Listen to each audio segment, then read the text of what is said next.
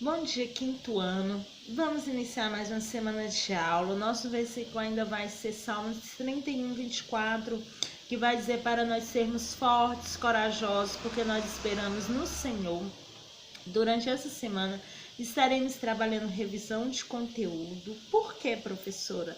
Porque semana que vem iniciaremos as nossas avaliações. Então, é importante que você acompanhe a aula, que você tire suas dúvidas e que você esteja aqui conosco, ó, para responder todas as atividades desse dia e da semana, ok? Então, pegue aí o seu roteiro. Eu gosto muito quando nós trabalhamos com o roteiro. Por quê? Porque o roteiro ele vai trazer um direcionamento para nós do que será ensinado durante a semana. Então, o roteiro é esse aqui.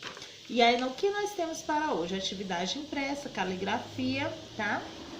E as suas dúvidas você vai retirar aqui no grupo, quando você precisar.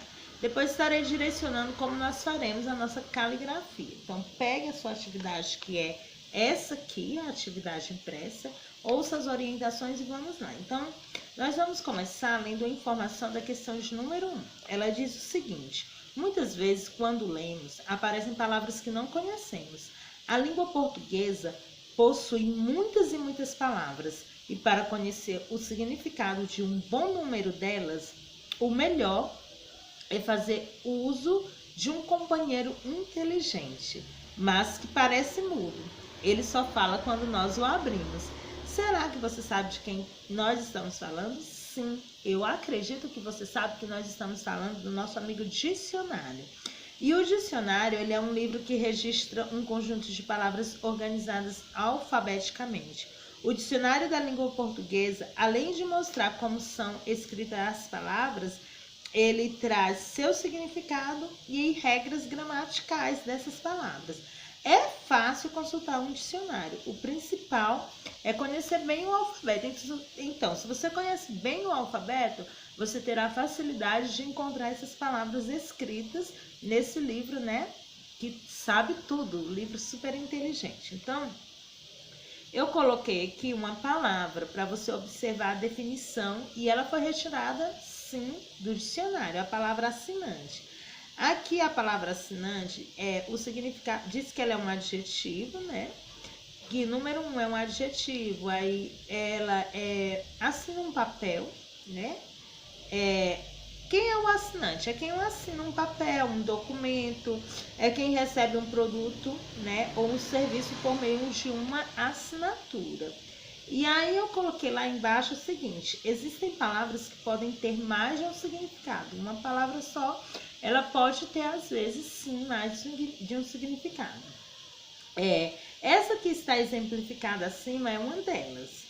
E ao procurarmos o significado dessas palavras, precisamos verificar se este se encaixa no contexto ou na frase em que se encontra. Então, a palavra assinante está aí, tem o significado dela, e aí você vai ler as duas frases abaixo e vai ver em qual desses significados essa palavra se encaixa melhor, nesses significados apresentados aí. Vamos lá, ó.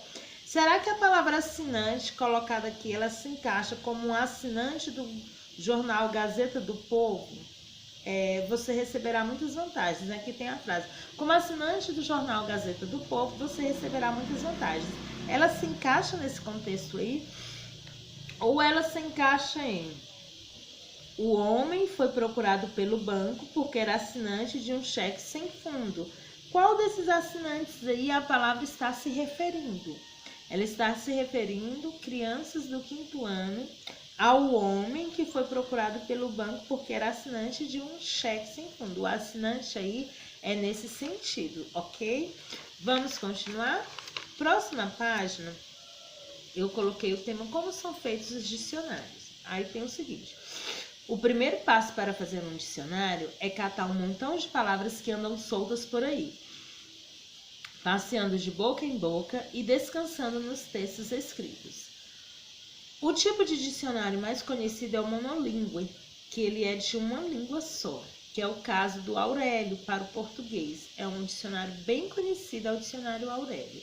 Ou do do Webster para o inglês, mas existem outros tipos de dicionário, como os profissionais ou os científicos. E aí eu coloquei que você, sabendo que o dicionário ele é escrito e organizado em ordem alfabética, eu pedi para você observar esses desenhos aqui dessa página, aí em sua atividade, e para você, em seguida, escrever os nomes desses desenhos, mas só que você vai escrever em ordem alfabética, tá bom?